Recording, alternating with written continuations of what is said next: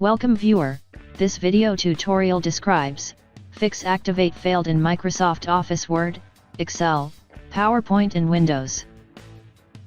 Open File Explorer, C Drive, open Program Files folder.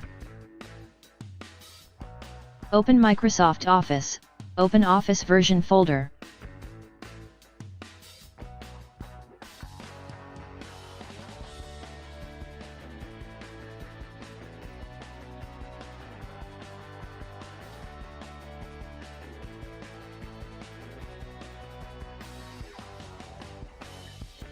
Right-click OS Prearm, click Run as Administrator.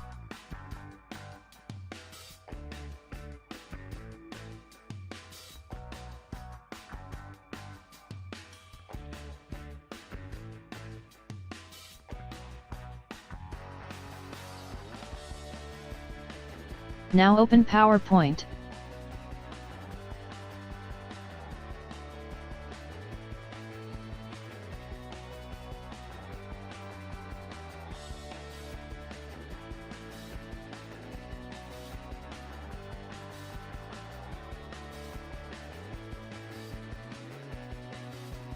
I hope this tutorial helps to you.